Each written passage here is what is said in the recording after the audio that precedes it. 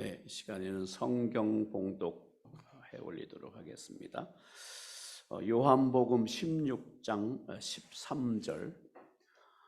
그러나 진리의 성령이 오시면 그가 너희를 모든 진리 가운데로 인도하시리니 그가 스스로 말하지 않고 오직 들은 것을 말하며 장래일을 너희에게 알리시리라. 아멘. 네, 오늘따라 찬양이 참 아름답습니다. 여러분 주님께서 여러분이 드린 이 아름다운 찬양을 받으실 줄 믿습니다. 네. 다시 한국교회의 심장을 뜨게 할 수는 없을까? 예. 올 1년 동안 참 이 화두를 가지고 참 고민을 많이 했습니다. 그 고민 끝에서 오늘 본 말씀을 가지고 여러분과 말씀을 나누고자 합니다. 핵심되는 명제는 이것입니다. 시대적 전환기에는 반드시 성령님이 계셨다는 겁니다. 성령님이 언제 계셨다고요? 시대적인 전환기에. 성경을 보면 이렇게 나와 있습니다. 먼저 창세 전과 창세 후, 창세기 때 시대가 전환되는 거죠. 무에서 유로. 그때 누가 계셨냐면 성령님이 계셨습니다. 창세기 1장 2절에 보니까 땅이 혼돈하고 공허하며 흑암이 깊음 위에 있고 누가 수면 위에 계셨죠?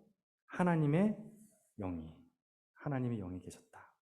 그러니까 창세기 때 하나님이 천지창조와 함께 하셨던 겁니다. 자, 두 번째, 족장 시대에서 민족 시대로 전환되죠. 그때 누가 있었을까요? 족장 시대에서 민족 시대로 전환됐을 때 요셉이 있었습니다. 근데 애굽왕 바로가 그 요셉한테 했던 말이 있습니다. 이같이 하나님의 영이 충만한 사람을 우리가 어찌 찾을 수 있으리요? 그러니까 요셉은 무엇이 충만했다고요?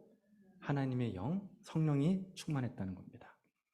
자, 그럼 이제 세 번째, 민족 시대에서 왕국 시대로 전환할 때가 있었습니다. 그 가운데 뭐가 있습니까? 민족 시대에서 왕국 시대의 가운데 사사기가 있었죠. 사사기에도 하나님께서 사람을 선택하셔서 영을 부으셨습니다. 여호와의 영이 기드온에게 임하시니, 여호와의 영이 이따에게 임하시니, 여호와의 영이 삼손에게 강하게 임하시니.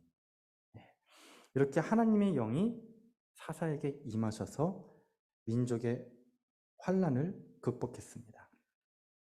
그런데 이 시대적 전환기의 특징이 있는데, 이 시대의 전환기의 특징이 뭐냐면 잘 기억하십시오. 성령님의 활동이 멈춘다는 겁니다.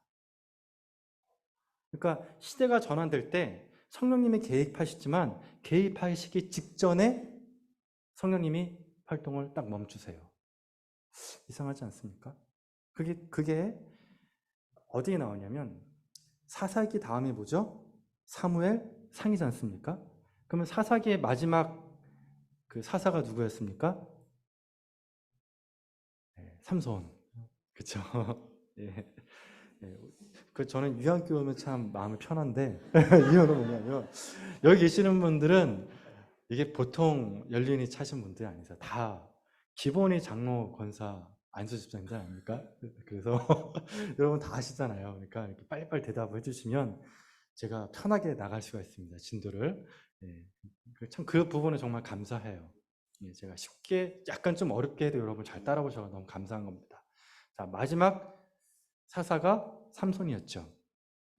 그런데 삼손을 끝으로 해서 사사의 시대가 끝나는 것처럼 보였는데 그때 어떤 일이 있었냐면은 하나님의 침묵기가 있어요. 성령님이 활동을 안 하세요. 사사기하고 사무엘상 사이에. 그래서 성경에 보면 이런 말이 있습니다. 사무엘상 3장 1절에 아이 사무엘이 엘리 앞에 여호와를 섬길 때, 여기서 중요한 말이 있어요. 여호와의 말씀이 희귀하여 이상이 흔히 보이지 않더라. 그러니까 여호와의 말씀이 희귀하여 이상해 보이지 않는다. 누가 활동하지 않았다는 거죠? 성령님이. 그런데 우리는 삼손을 마지막 사사라고 하는데 사실은 삼손이 마지막 사사가 아니라 사무엘이 마지막 사사예요. 그러니까 삼손에게 끊겼던 그 하나님의 영이 침묵기, 하나님 말씀을 안 하시는 거예요. 성령이 활동을 안 하세요. 그러고 있다 갑자기 사무엘에게 임하시면서 다시 성령님의 사역이 시작돼요. 그래서 사무엘은 마지막 사사이며 동시에 첫 번째 예언자예요. 첫 번째 선지자가 누구냐? 사무엘이요. 그러니까 마지막 사사가 누구다? 네, 사무엘인 거예요. 그러니까 시대적 전환기에 누가 있었다? 성령님이 계셨는데, 성령님이 딱 직전에는 뭐가 있다? 네, 침묵기가 있다.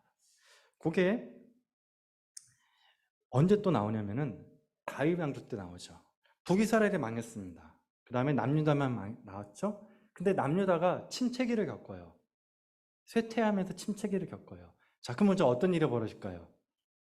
성령님의 활동이 활발할까요? 활발하지 않을까요? 활발하지 않는 거예요. 예, 활발하지 않아요. 사람들이 하나님을 막 떠나요. 마음으로 하나님을 거부해요. 자, 사람들이 마음으로 하나님을 거부하면 선지자나 예언자는 어떻게 될까요? 찬밥 신세가 돼요. 네. 네. 사무엘은 예언자였잖아요. 선지자였잖아요. 자, 그러니까 왕에게 기름을 부었어요. 그래서 사무엘한테 사울도 다윗도 함부로 못했어요. 근데 이것이 역전이 돼버립니다. 어때요? 이제 후로 갔을 때, 남유다 시절에 하나님의 영이 이제 활동이 뜸해지고 약해졌을 때, 그때 예언자 선지자의 활동이 축소돼요. 그리고 왕이 예언자 선지자를 감옥에 막 가두고 핍박합니다. 그리고 어떤 일이 벌어지죠? 거짓 선지자들이 막 활개를 칩니다. 그래서 예레미야 여러분 알죠? 예레미야 마지막 때 어땠습니까? 구덩이에 들어가가지고 눈물겨운 빵도 이렇게 막 먹고 결국에는 애굽에서 죽음을 당하지 않습니까? 자, 그러면 이제 그렇게 해서 하나님의 영이 활동이 줄어들면서 어떤 일이 벌어지냐면 이제 완전히 활동을 멈춰버립니다. 언제 멈추냐? 신약의 말라기로 끝나잖아요. 신약의 시작은 마태복음이죠. 요 사이를 뭐라고 부르냐면 중간기라고 부릅니다. 중간기. 그게 몇 년 동안 있었을까요, 여러분? 그쵸? 감사해요. 빨리빨리 대주시면 너무 감사해요. 400년. 그럼 이 400년 동안에는 뭐가 없었을까요? 예, 계시가 없었던 거예요. 하나님의 활동을 안 하신 거예요. 그러니까 성령께서 침묵하신 거예요. 그러고 있다가 갑자기 누가 나타나오죠? 세례 요한. 그러니까 세례 요한은 마지막 선지자가 되는 거예요. 예언자가 된 거예요. 그러면서 세례 요한이 얘기하죠. 나는 너에게 물로 세례를 주노니는 예수님은 너에게 성령으로 세례를 주노라. 그러면서 어떤 시대가 열립니까? 성령의 시대가 열리게 되는 거예요. 자, 여러분 여기까지 정말 잘 따라오셨습니다. 창세기부터 지금 신약까지 갔는데 우리가 이것을 보면서 우리가 결론을 때 내릴 수 있죠. 결국 뭐라고요? 성령님은 언제 활동하셨다? 시대의 전환기 때. 그리고 성령님께서 강력하게 새로운 일을 하셨을 때, 시대 전환에 새로운 일을 하셨을 때는 어땠다? 침묵기, 활동이 뜸해지거나 아예 없었다. 자, 요걸 가지고 시대 전환기 때마다 성령께서 역사하셨다는 요걸 가지고 한국교회 한번 적용을 해보도록 하겠습니다. 요 한국교회는 뭐 여러 가지 접근이 있습니다. 학문적 접근이 있습니다. 책 보고 얘기하는 경우인데 저는 제 체험을 가지고 얘기를 하겠습니다. 네. 제가 초등학교 때 겪었던 일입니다. 초등학교 전에 들어가기 전에 저는 국민학교 출신인데 국민학교 전의 이야기입니다. 저희 할머니가 저를 그 부흥 집회에 데려갔습니다. 근데 그때 아주 제가 기억에 지금 남는 게 있는데 제 옆에서 북치는 사람이 있었어요. 그럼 저는 어디 있었을까요? 맨 앞에 있었습니다. 네, 우리 강사님이 침이 튀면 맞을 정도의 거리에 제가 있는 거예요. 그리고 그 앞에 이만한 북 있잖아요. 그걸 가지고 막 치시는 거예요.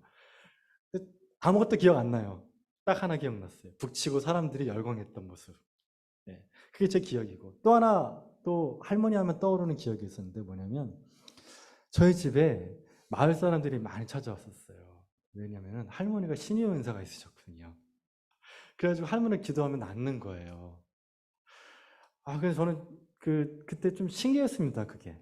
저희 어머니가 그 감기를 되게 심하게 걸리셨는데, 저희 할머니가 그랬어요. 야, 기도하면 나, 일로 와. 그러더니 저희 어머니 막 기도했는데, 기도가 났어요, 병이. 그래서 야, 참 신기하다. 그때는 제가 국민학교 전에 저 시대 때는 정말 이 신유의 은사, 방언의 은사, 여러 가지 은사들이 많이 있었습니다. 또 다른 기억은 뭐냐면 그때 제 어렸을 때 기억이 여름 성경 학교가 정말 뜨거웠어요. 그때는 정말 이 회개의 은혜, 회개의 영이 정말 함께 있다라는 거를 그때 제가 체험적으로 알았어요. 정말 그 전사님이 얼마나 잘못했다고 저한테 얘기하는지 회개하라고. 근데 혼나서 회개한 게 아니라 정말 진심으로 회개가 됐었어요. 그래서 막 잘못했습니다. 눈물을 흘리면서 그래서 불 꺼놓고 기도하면 막 기도했던 그 기억들이 있고, 그 중학교 때 기억인데 정말 그 여름 성경학교 때 그 성령의 역사가 얼마나 뜨거웠냐면, 이 중학생인데 여름 성경 수련회가 끝나고 나서 받은 은혜가 너무 크니까 이 중학생 학생들이 수련회 끝나고 기도회를 가졌어요. 근데 무려 3, 40명이 모였어요. 기도실에. 3, 40명이 모여가지고 자발적으로 기도를 했었다니까요. 그 며칠 동안 기도했는지 정말 숫자로 꽤 오랫동안 기도했던 걸로 기억이 나요. 그러니까 제가 어렸을 때 정말 이 기억은 성령님의 역사가 이 어린아이에서부터 시작해가지고 작년에 이르기까지 어마무시했었다. 제가 고3 때 기억도 있어요. 고3 때 정말 다 지금 공부하잖아요. 교회도 잘 안 나오잖아요. 그때는 그 은혜가 있었어요. 뭐냐면 저희 고3 친구들이 야, 우리 이 인생이 이렇게 중요한 기점에 이러고 있지 말고 우리 40일 작정 기도하자. 고3들이 그랬다니까요. 그래서 제 친구들하고 저하고 저녁마다 모여서 40일 동안 대입 20시를 위해서 기도했다니까요. 근데 이게 뭐 자기 자랑처럼 전혀 아니에요. 그때는 그런 은혜가 있었다는 거예요. 그때 여러분 어린 시절 때 교회에 뭐 변변한 프로그램이 있었습니까? 없었어요. 근데 애들이 그렇게 많이 모였어요. 초코파이 먹으려고 왔을까요? 물론 초코파이 때문에 온 친구도 있었지만 더 확실한 건 뭐냐면 은혜가 있었어요. 은혜가. 정말 성령님의 은혜가 있었어요. 저는 국민학교 때부터 성가대를 했었는데 그때 기억나는 게 뭐냐면 성가대가 그때 20-30명이었어요. 그러면 여러분 아이들이 어땠을까요? 100명 이상 있었어요. 200-300명이었어요. 제가 다녔던 교회는. 약수교회인데. 근데 저희 교회만 그랬던 게 아니라 당시에는 웬만한 교회들은 다 교회학교, 주일학교가 몇 명이었습니까? 거의 100명 가까이 됐단 말이죠. 놀라운 양적 성장의 은혜가 7, 80년대에 있었다는 겁니다. 그런데 7, 80년대가 우리 시대로 한다면 어떤 시대는 경제적으로 봤을 때는 개발도상국이 있었을 때입니다. 개발도상국일 때 하나님께서 강력한 성령 운동을 허락하셔가지고 그때 교회가 양적으로 팽창을 확 해버렸습니다. 자, 이제 90년대와 2000년대로 가겠습니다. 90년대, 2000년대. 이때는 이 양적 성장 있죠? 이 양적 성장에 대한 이 반대, 그러니까 이 양적 성장이 교회의 전부가 아니다라고 하면서 거기에 대안으로 나왔던 새로운 흐름이 있었습니다. 그게 뭐냐면 오카는 목사님과 하영자 목사님이었어요. 야, 이제 우리 양적 성장 그만두고 이제 우리가 교회의 질적 성장을 이뤄보자. 그래서 여러분 그때부터 어떤 일이 벌어지죠? 제자 양육이라는 게 생깁니다. 그렇죠? 오카는 목사님이 제자 양육. 그리고 하윤조 목사님이 또 운동을 일으키죠. 그게 뭐죠? 문화사역. 찬양 사역이지 않습니까? 이때 오카는 목사님 하윤조 목사뿐만이 아니라 그 CCC, 그러니까 대학교 선교회도 이때 엄청나게 폭발합니다. CCC 예수전도전 경배와 찬양 집회가 곳곳에 일어났습니다.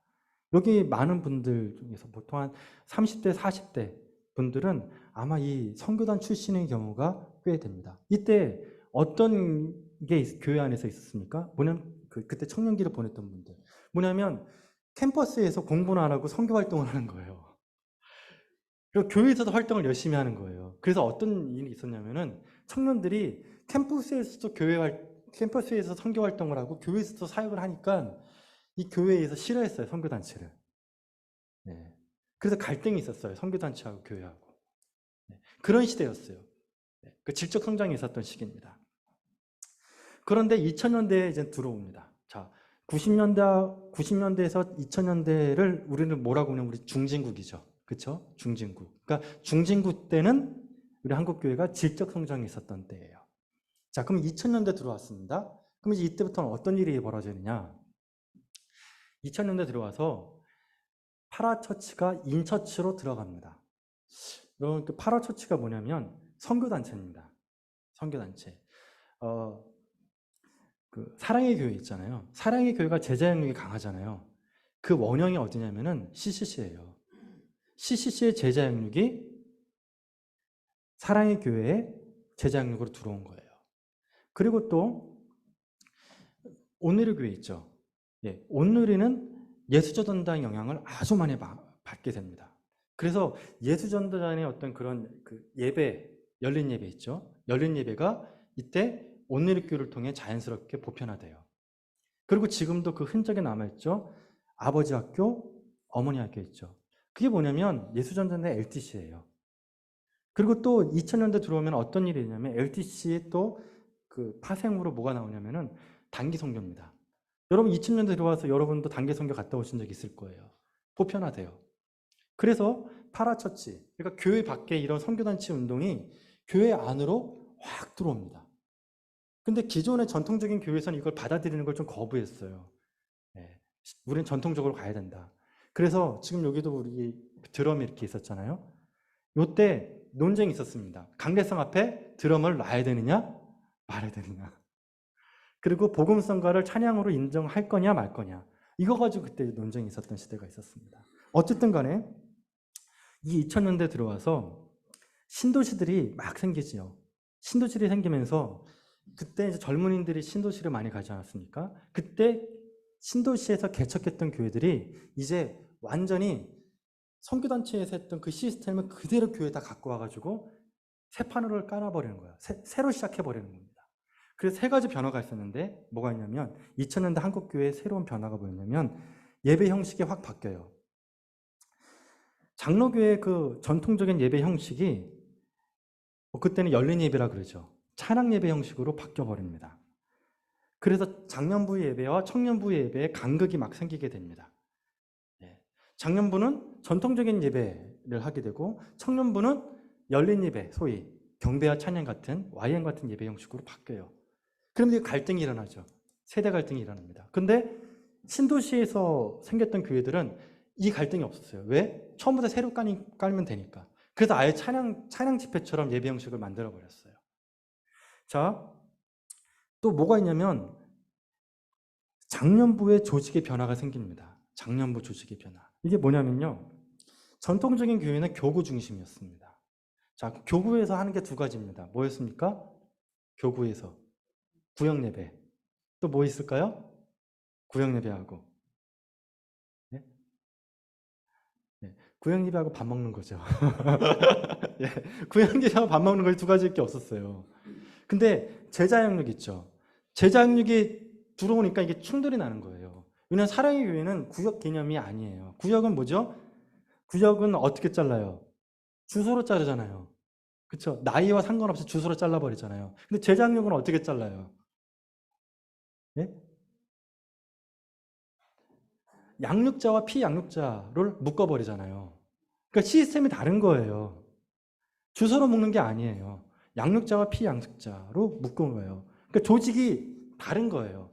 근데 이것이 한국교회 토착화가 딱 됩니다.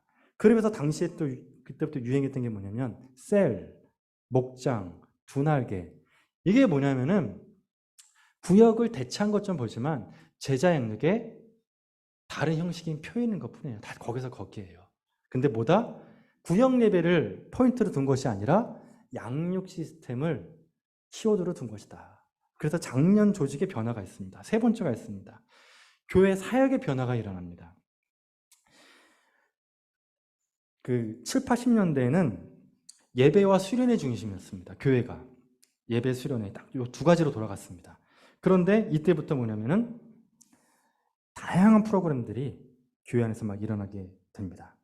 단기 선교, 아버지 학교, 어머니 학교, 그다음 이때 유행했던 게 치유 집회였어요. 네, 내적 치유 집회 이런 것들이 교회에서 막 일어납니다. 그다음 문화 사역 같은 것들이 막 일어나게 됩니다. 이렇게 예배 형식과 장년부 조직, 교회 사역의 변화가 2000년대 있으면서 그다음에 신도시가 생겼죠. 그렇죠. 그럼 구도심에 있는 교회들 있죠. 구도심에 있는 교인들이 신도시를 이동하면서 수평 이동이 막 생깁니다. 그래서 당시에 유행했던 책들이 뭐냐, 양두독질, 그렇죠. 예, 양두독질 하지 말아라. 근데 어쩔 수 없었던 현상이었어요. 그러니까 교회의 양적 성장과 질적 성장은 사실 2000년대 끝났다고 봐야 돼요. 그리고 그것이 2000년대 들어와가지고는 보편화됐어요. 그래서 지금 보면 여러분 교회 다른 교회 홈페이지 들어가면 어떤 일이 있냐면 우리 교회는 이런 시스템으로 합니다. 거기서 거기에요. 다 똑같아요. 그러니까 이게 양적인 성장에서 질적인 성장으로 와서 이게 시스템화돼서 2000년대 고착화 돼버린 겁니다. 모든 교회가 다 똑같이 돼버려요. 백화점식 교회로 다 됩니다. 근데 이때부터 이제 교회에 고질적인 문제가 생기게 돼요. 무슨 문제냐면, 자, 이 부분은 좀 예민한 부분인데, 담임 목사님이 교체 문제가 이때부터 생깁니다. 2000년 들어와가지고. 교회를 개척했던 목사님들이 이제 본격적으로 은퇴를 하시는 거예요. 2000년대부터. 가장 큰 문제가 이제 돈 문제였습니다. 그리고 후임으로 오신 그 2대 목사님과 리더십이 너무 달라. 개척했던 목사님, 후임으로 하셨던 목사님, 리더십 문제. 그다음 또 어떤 문제가 최근에 일어나는 문제입니다. 신학생 문제입니다. 여러분 다 아시겠지만 지금 신학교 입학생들이 없어요. 다 미달이에요. 딱 2군데 빼놓고 다 미달이에요. 그다음에 고연령, 입학하는 사람들의 연령이 너무 높아요. 그 지방에 가면 지금 전도사 구하는 게 하늘의 별따기예요. 안 와요. 헌신된 20, 30대 목회자들이 지금 없어요. 왜 그러냐? 단순해요. 뭐냐면 여러분 교회 학교가 2000년대 들어와가지고 무너지기 시작했잖아요. 그러면 그때 은혜를 받았던 분들이 신학교에 들어와야 되는데 이게 시기해지는 거예요. 전 코로나 사태를 보면서 제일 이제 걱정되는 게 뭐냐면 코로나 때 교회 학교 문 다 닫았잖아요. 그렇죠? 이분들이 이제 신학교에 들어와야 되는 거예요. 지금은 사실 목회자들이 너무 많다 이렇게 얘기를 하잖아요. 여러분 딱 10년 지나고 나면 이게 이제 목회자 구하기가 하늘의 별 따기일 겁니다. 유럽 교회가 지금 그래요. 유럽 교회 보면은 목회자 구하기가 하늘의 별 따기예요. 그리고 프랑스 같은 경우에는 목회자가 없어가지고 옛날에 프랑스의 식민지 있죠. 그럼 프랑스 식민지는 불어를 쓰잖아요. 거기에서 목회자를 모셔와요. 왜냐면 자국에서는 목회자가 안 나오니까. 여러분 10년 지나면 진짜 그렇게 될 겁니다. 또 어떤 문제가 있습니까? 교회에 빚 문제가 있어요. 목사님들이 은퇴를 하면서 그냥 은퇴하시면 좋은데 교회를 증축하세요, 다들. 왜 그러는지 모르지만 교회를 새 건물로 바꿔버리시는 거예요. 그러니까 옛날에 이런 말이 있습니다. 목회는 누가 하냐? 건물이 한다. 이런 말이 있었어요. 그러니까 교회 건물을 잘 지으면 교인들이 왔던 시대가 진짜 있었거든요. 근데 그게 2000년 들어와서 그게 꺾여버렸어요. 그러니까 남는 건 뭐죠? 빚이에요. 그래서 정말 많은 교회들이 지금 빚 가운데 걸어가고 있어요. 여기서 빚은 그런 빚이 아니겠죠. 안타까워요, 정말. 또 다른 문제가 있는데 다음 세대의 문제입니다. 다음 세대. 신앙을 전수해야 되는데 젊은 사람이 없는 거예요. 여러분 대형교회 가면 대형교회가 뭐 몇천 명 모이면 당연히 교회 학교도 거기에 맞춰가지고 수백 명씩 있어야 되잖아요. 근데 그렇지 않아요. 아무리 큰 교회도 3, 40명이에요. 전수가 안 돼요, 전수가. 그래서 여러분 한라에서 백두까지 교회의 모든 화두는 다 딱 하나밖에 없어요, 지금. 세대를 신앙 전수를 어떻게 할 것이냐. 근데 여러분 이거에 대한 답을 가진 사람이 있을까 없을까요?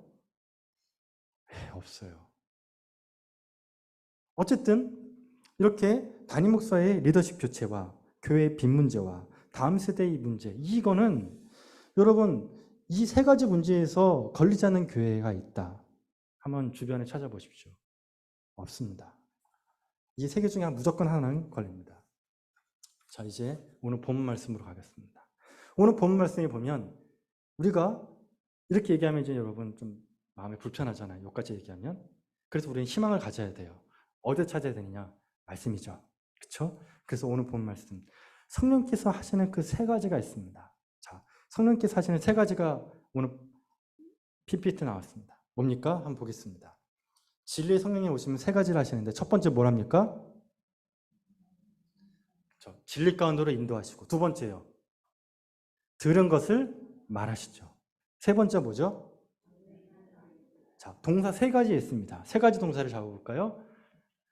인도하신다, 말한다, 알려주신다, 가이드 해주시고. 성령께서 하시는 게 먼저 가이드입니다. 두 번째 뭐죠? 말씀해 주세요. 스피크 해주세요. 그 다음 마지막 하나 뭐죠? 알려주신, 노우 시켜줘, 우리를. 자, 그러면 여기서 우리가 희망을 찾아야 됩니다. 첫 번째입니다. 인도해 주신다라는 말이 있는데, 그 인도하신다는 건 어떤 거냐면, 구약에서 하나님은 보이지 않는 하나님이시잖아요. 그렇죠? 근데 보이지 않는 하나님이 이스라엘 백성을 인도하셔야 돼요. 그럼 어떻게 해야 됩니까? 보이는 하나님으로 그들에게 나타나셔야 되잖아요. 그렇죠? 자, 요까지를 가지고 이제 모세가 시내산에 올라서 회막 계시를 받고 내려와서 그 계시받은 설기도에 따라서 회막을 짓습니다. 자, 그럴 때 출애굽기 40장에 보면 놀라운 일이 벌어지는데, 회막을 다 짓고 나니까 이때 하나님께서 구름으로 그 회막에 오세요. 임재하세요. 구름이 회막을 덮고 여호와의 영광이 성막에 충만히 임합니다. 근데 그 영광이 얼마나 충만했냐면 모세가 회막에 들어갈 수 없을 정도였다라고 얘기를 합니다. 자, 그러니까 보이지 않는 하나님이 무엇을 통해서 임재하셨다고요? 구름이요. 그러니까 보이지 않는 하나님이 인간이 경험할 수 있는 자연이라는 이 물질적인 매개체를 통해서 임재하신 거예요. 근데 여기서 우리가 오해하지 말아야 될 건, 그러면 여러분 구름이 하나님입니까? 아니죠. 그건 아니에요. 구름은 하나님이 아니에요. 하지만 하나님은 우리에게 이해시키기 위해서 하나님의 임재를 알려주시기 위한 사인으로 어떻게 했다고요? 구름이라는 물리적인 현상을 사용하신 거예요. 이렇게 해서 하나님께서 임재하신 거예요. 그렇죠? 자, 그러면 이제 이스라엘 백성들이 회막에 구름이 있는 걸 보면서 뭘 할 수 있을까요? 아, 하나님이 저기에 계시는구나. 하나님이 우리와 함께 하시는구나. 이걸 알 수 있는 거예요. 그런데 그 구름이, 회막에 임재했던 그 구름이 갑자기 떠올라요. 쭉 떠올라요. 그 무슨 사인일까요? 예, 짐 싸라는 얘기예요. 짐 싸라. 그럼 그 백성들이 어떻게 했냐면 짐을 싸고 가는 겁니다. 그래서 낮에는 구름 기둥으로, 밤에는 불 기둥으로 이스라엘 백성을 인도하신 거예요. 자, 그럼 여기서 우리가 고민해 보는 건 뭐냐면, 회막이라는 그 물리적 공간 있죠. 그 회막이라는 물리적 공간, 그러니까 이스라엘 백성들이 하나님의 인도하심을 따라갔잖아요. 그러면 회막을 따라간 겁니까? 아니죠. 회막을 따라간 게 아니라 뭘 따라갔다고요? 구름 기둥, 불 기둥. 왜? 구름 기둥, 불 기둥에 보니까 하나님의 사인. 그쵸? 하나님의 사인이잖아요. 네. 그걸 따라간 거예요. 네. 그런데 이게 오늘 본문 말씀에 연결을 시키면 뭐냐면, 예수님이 내가 진리의 성령을 너에게 보내노라 그랬잖아요. 그럼 그 진리의 성령님이 첫 번째로 하신 일이 뭐라고 나왔습니까? 인도하시라는 거예요. 인도하시라는 거예요. 자, 그러니까 회막 있잖아요. 회막인 이유는 하나님이 임재하심이 있기 때문에 회막이에요. 맞습니까? 그러면 여기 유양교회 이 건물 있잖아요. 이 공간이 예배처인 이유는 뭡니까? 그렇죠. 누가 계시기 때문에? 성령님이 함께 하시기 때문에 그런 거예요. 예수님은 구름을 타고 올라가셨어요. 그리고 지금 어디 계세요? 하나님 우편에 앉아 계세요. 그런데 하나님 우편에 앉아 계신 예수님께서 임마누엘 하시겠다. 내가 너와 함께 하시겠다 그랬어요. 누굴 통해서? 그렇죠. 보혜사 성령님. 성령님을 통해 함께 하신다는 거예요. 자, 성령님을 통해 함께 하신다는 말이 그 다음 말씀에 나와 있습니다. 뭡니까? 자, 성령님께서 어떻게 한다 그래요? 스스로 말하지 않고 오직 들은 것을 말한다 그랬어요. 자, 이 말이 뭐냐면 바로 삼위일체를 의미하는데, 자, 보세요. 예수님은 하나님의 뜻대로 살았죠. 그리고 십자가에 돌아가실 때 뭐라고 그랬습니까? 다 이루었다. 무엇을 이루었습니까? 하나님의 뜻. 그러면 하나님의 뜻과 예수님의 뜻은 같습니까? 다릅니까? 같죠. 근데 오늘 본 말씀 보니까 예수님의 뜻이 누구와 같다 그랬습니까? 여기 성령님과 같다니까요. 왜냐하면 만약에 이 말이 없으면 성령님이 뜻이 다를 수 있다는 논리가 돼요. 예수님이 스스로 말해버리게 되면 누구와 뜻이 달라져요? 예수님과 달라져요. 그러면 우리는 성부, 성자, 성령님이 세 분이니까 세 분의 뜻은 몇 개가 돼야 돼요? 세 개가 돼야 돼요. 근데 안 돼요. 그러면 어때요? 세 분의 뜻은 하나예요. 왜? 예수님은 하나님 뜻대로 사셨고 성령님은 누구의 말을 하죠?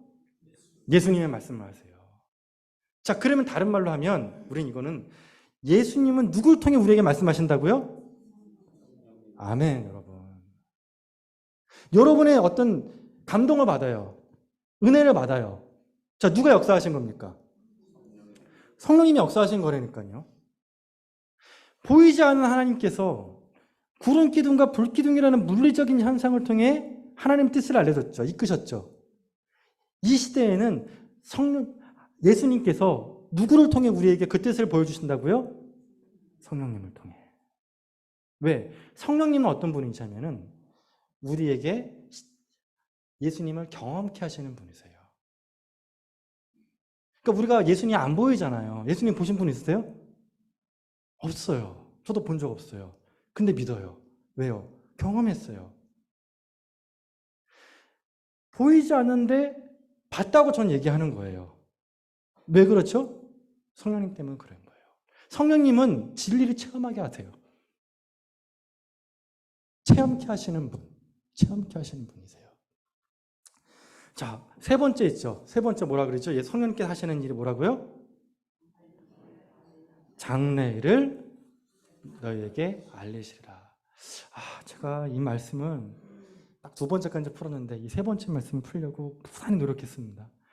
근데 그래서 기도했습니다. 주님, 저에게 장래일을 좀 보여주십시오. 한국교회 장래가 어떻게 될지 저에게 좀 환상을 좀 보여주시면 참 좋겠습니다. 그럼 제가 오늘 유한교회 설교할 때 이겁니다 라고 딱 얘기할 텐데 주님 그렇게 했는데 보여주셨을까 안 보여주셨을까요? 네, 조금 섭섭하네요. 네. 네, 맞아요. 네. 근데 한 가지는 제가 확신이 있어요. 네. 제가 이거는 하나님의 뜻입니다라고 자신 있게 말할 수 있어요. 아까 제가 처음에 했던 말. 시대의 전환기 때는 침묵하게 계셨다가 성령님께서 역사하신다. 이건 하나님의 뜻이에요. 저 자신 있게 얘기할 수 있어요.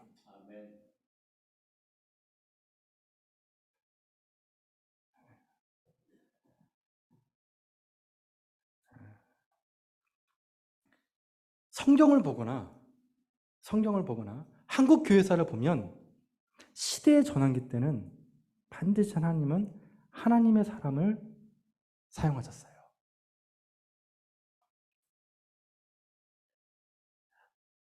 조영기 목사님, 옥하는 목사님, 하윤수 목사님, 이분들의 공통점이 뭘까요? 성령의 사람이었어요, 여러분. 7, 80년대의 교회에 대한민국 국민의 4분의 1을 복음화시킨 분이 조영기 목사님이세요. 7, 80년대 양적 성장을 일으키신 분이세요. 근데 이 조영기 목사님이 어떻게 성령의 사람이 됐느냐? 신학교 갔을 때 전도를 하는데 전도사 시절이니까 전도를 그 최자실 전도사님하고 나중에 이제 장모님 되실 분이세요. 그걸로 전도를 나갔는데 본인은 젊고 잘생겼대요. 당시에는 잘생기고 키도 크고. 그래서 이제 논리적으로 설교를 막 했답니다. 예수님 전했답니다. 근데 아무도 안 들어. 다 가버려. 그럼 누구한테 갔냐? 옆에 있는 그 최자실 전사님한테 가는 거예요. 근데 이분은 말도 어눌해요. 앞뒤가 안 맞아. 논리도 안 맞아. 그런데 사람들 거기 깔깔깔 웃고 기뻐하고 눈물 흘리고 회개하고 예수님 믿더래. 그래서 나는 저분보다 나은데 왜 사람들은 내 얘기를 듣지 않고 저분 얘기 들을까? 뭘까요? 성령이에요. 성령님이에요, 여러분. 성령님 역사하심이에요. 이런 말이 있습니다, 여러분. 홍수가 나면 먹을 물이 없다. 그렇죠? 홍수가 나면 먹을 물이 없어요. 지금 한국 교회가 그런 것 같아요. 설교들이 쏟아집니다. 근데 안타깝잖아요. 지금 한국 교회는 개발도상국에서 중진국으로 갔어요. 중진국에서 선진국으로 갔죠. 근데 안타까운 건 뭐냐면 거기 딱 끊겼어요. 그 흐름이. 그럼 지금은 어떤 목사님들이 득세하시냐? 제가 판단했을 때, 같은 목사님이 판단했을 때는 시니컬하신 목사님들만 남았어요. 시니컬. 너무 비판적이세요. 고개를 들기 제가 여러분 적폐가 됐습니다, 여러분한테. 왜? 목사라는 이유만으로. 너무 안타까워요. 너무 시니컬하세요. 무슨 말은 못하겠어요. 누가 어떤 맥락이 끊어지면 비전너리 목사님이 없으세요. 우리 앞으로 이렇게 갑시다. 한국교회는 이렇게 가야 되지 않겠습니까? 그 비전너리 목사님이 끊어졌어요. 시니컬하신 목사님만 남아버렸어요. 그리고 그분들이 사람들 다 그분들한테 막 열광해요. 반사이익이죠. 반사이익이에요. 여러분 좀 주식하시는 분 있잖아요. 이런 비유가 있습니다. 비판을 하면 그 시장을 부정적으로 보면 인기를 얻고, 근데 뭘 못 벌어요? 돈을 못 벌죠. 돈 버는 사람이 누구랍니까? 시장을 긍정적으로 보는 사람이에요. 저는 그게 단순히 주식에만 있는 게 아니라고 생각해요. 저는 한국교회를 바라보는 관점도 그렇다고 봐요. 너무 시니컬하게 보면 미래를 볼 수가 없어요. 지금 우리한테 필요한 건 뭐냐면 문제가 아니라 뭐죠? 대안이에요. 여러분 실력이 어떤 사람이 실력이 있습니까? 비판하는 사람이 실력이 있습니까? 비판은 애도 다 해요. 누가 진짜 실력이 있어요? 대안을 얘기해야 돼요. 대안이에요.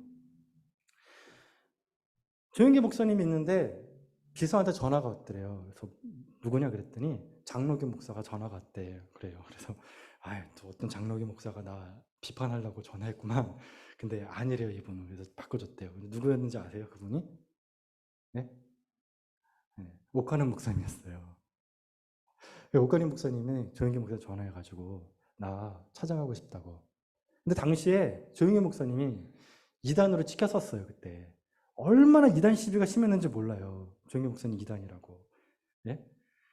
근데 그 살벌했던 분위기 때 오신 거예요, 그분이. 그래서 옥하는 목사님이 와서 그랬답니다. 내가 이제 상담을 하는 거예요. 내가 조직은 만들었다. 제자능 조직은 만들었다. 근데 파워가 없다. 나에게 안수해달라.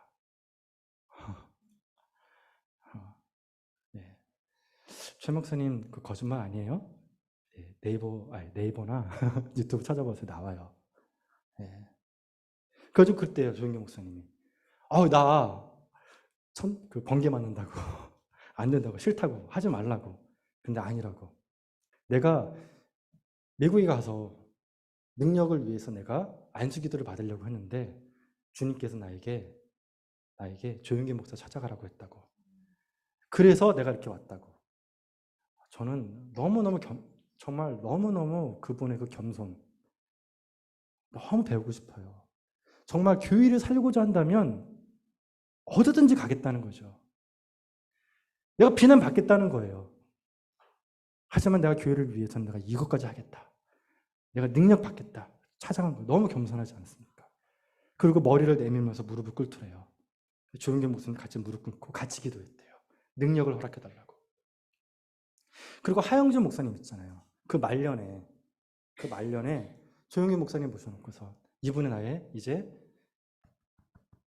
스승이다, 선배다 했던 분이세요. 그리고 하영준 목사님은 어떠세요? 하영준 목사님의 온누리 교회를 개척하고 3년이 딱 지나갔을 때였어요. 건물을 딱 지었는데 갑자기 하나님이 브레이크를 딱 밟더래요. 뭐냐면 간경화가 와버린 거예요. 너무 무리하니까. 그래서 교회에다가 나 안식년 좀 가겠다 그러고 안식년으로 땡겨서 하와이로 안식년을 갔답니다. 그리고 하와이에서 비행기장에서 딱 내리는 순간에 갑자기 이런 음성이 들리대요. 성령 목회해라. 성령 목회해라. 근데 우리 장로교파, 장로교 교인들은 성령님 하면 어떤 느낌이 듭니까? 좀 경박스럽다. 네, 또 한 수 아래로 보지 않습니까? 그리고 이런 은사주의 운동을 하면 교회가 부흥들을 치지만 되게 또 한편으로는 되게 혼란스럽잖아요. 오카네 목사님, 아니죠. 하영준 목사님도 그게 있었던 거예요. 그래서 거부했대요. 이건 제 스타일 아닙니다. 제 스타일 아닙니다. 근데 1년 내내 그러시더래요. 성령 목회하라고. 그때 이분이 결심하세요. 그래, 내가 다시 귀국하면 안식년 1년 끝나고 귀국하면 내가 성령 운동하리라. 그리고 귀국해가지고 시작한 것이 바로 성령 목회였어요. 그래서 그분이 자서전이 있어요. 이 자서전에 보면 내가 성령 목회 하기 전과 후가 달랐다. 자기의 진짜 목회는 바로 성령 목회한 다음부터다. 제 말씀을 마치도록 하겠습니다. 여러분, 이제 우리는 한국 사회는 중진국에서 선진국이 됐어요. 이제 과거의 모델로는 선진국형 교회가 될 수가 없어요. 비판한다고 해서 그 비판으로 교회가 새로워지는 게 아니에요. 이제는 뭐가 필요하다고요? 비전. 비전으로 하나가 돼야 돼요. 그 비전은 누가 주신다고요? 성령님. 내가 장래의 일을 너희에게 알려주느라. 비전. 여러분은 유한교회를 향한 하나님의 비전이 무엇이라고 생각합니까? 여러분, 교회의 머리는 누구십니까? 예수님. 교회의 머리는 예수님이에요. 교회는 뭐죠? 그리스도의 몸. 그런데 교회의 머리이시고 교회이신 예수님께서 누굴 통해 말씀하신다고요? 성령님. 자, 그럼 여러분은 누구를 인정해야 됩니까? 성령님. 누구의 말을 들어야겠습니까? 성령님. 오순절 성령 강림 때 놀라운 일이 벌어졌어요. 구약에서는 성령을 누가 받았습니까? 제사장. 그 다음에 선지자, 왕이 받았어요. 그런데 신약에서 성령 강림 때는 누가 받았어요? 모든 사람들이 받았어요. 그래서 그 말이 중요해요. 각각 임하였더라. 각각 한 사람한테 다 임하신 거예요. 저는 유한교회에 장로님부터 집사님들까지 한 분도 빠짐없이 성령의 충만하기를 축원합니다. 여러분 혹시 내가 신앙생활 하면서 내가 신앙생활을 하는데 주님의 음성 들어본 적은 없어. 있으십니까? 회개하십시오. 성령님은 오늘도 말씀하세요. 유한교회를 누가 세웠어요? 내가요? 아니에요. 누가 세웠습니까? 예수님이에요. 그 예수님이 누굴 통해 말씀하고 계세요? 그러면 유한교회의 미래는 누구에게 있습니까? 성령님이라니까요. 자, 이렇게 얘기해도 여러분들의 마음속에 불편한 사람이 있어요. 이거 성령님, 우리는 말씀 중심인데. 맞아요, 여러분. 근데 여러분이 오늘 말씀에서 하나만 기억하십시오. 성령님을 인정하십시오. 왜죠? 오늘 본 말씀. 예수님이 하셨잖아요. 내가 누굴 통해 말씀하리라? 성령님을 통해. 성령님의 음성을 들으시길 바랍니다. 그리고 여러분 성령님이 주시는 그 비전으로 여러분 하나 되길 바랍니다. 그리고 앞으로 가십시오. 교회는 묵시가 없어서 망하는 거예요. 주님이 주시는 비전이 없어서 망하는 거지 인간의 어떠함으로 망하지 않아요. 절대 망하지 않아요. 인간의 어떠함으로 교회가 망한다면 벌써 모든 교회는 다 망했어야 돼요. 하지만 교회가 교회됨은 교회를 세우신 분이 그리스도의 보혈이요 성령님이시기 때문에 그런 거예요. 어떤 문제를 가지고 있어도 성령님은 교회를 살리실 겁니다. 믿으십니까? 제가 지금 돌아가신 하영준 목사님의 저서에 서론에 있는 내용을 읽겠습니다. 저는 이걸 보면 막 눈물이 나오려고 그래요. 너무 감동적이어서. 이분이 이렇게 했었습니다. 사도행적 교회를 꿈꾼다. 나는 교회만 생각하면 밥을 먹지 않아도 배가 부르고 잠을 이루지 못하고 신이 난다. 아무리 고통스럽고 힘들어도 교회만 생각하면 행복하다. 교회는 세상을 움직이는 열쇠요, 방향이요, 정신이다. 그래서 교회가 타락하면 세상이 타락하지만 반대로 교회가 살아있으면 세상은 희망에 넘친다. 여러분, 유한교회는 하나님이 세우신 이 세상의 희망입니다. 유한교회만 생각하면 가슴 뛰는 여러분 되기를 축원합니다. 밥 먹지 않아도 좋고 모이는 게 좋고 함께 미래의 교회를 꿈꾸는 그런 파워풀한 비전 넘치는 교회가 되기를 축원합니다. 같이 기도합시다. 우리 시간 같이 기도할 때 여러분 조영계 목사님, 오카네 목사님, 한경진 목사님, 오카네 목사님, 하영준 목사님의 교단이 다 달라요. 다 달라요. 하지만 그분들은 뭐로 하나였냐면 성령으로 하나였어요. 우리의 이성은, 우리의 생각은 사람들 나눕니다. 하지만 성령님은 우리를 하나로 모으세요. 성령님 주시는 비전으로 여러분 우리가 하나 됩시다. 유한교회를 하나님의 뜻대로 한번 힘차게 나아가 봅시다. 그래서 이 시간 우리 같이 성령님을 인정하는 기도를 갖겠습니다. 저를 인도하시는 분은 성령님이십니다. 구약에서는 구름 기둥과 불 기둥으로 인도했다면 이제는 성령께서 내 인생을 인도하십니다. 성령을 통해 삼위일체 하나님이 임마누엘 하십니다. 그 우리 인정하는 기도, 유한교회와 우리를 인도하시는 분을, 나를 인도하시는 분이 성령님입니다. 우리 같이 성령님이 인정하는 기도를 한번 드리도록 하겠습니다.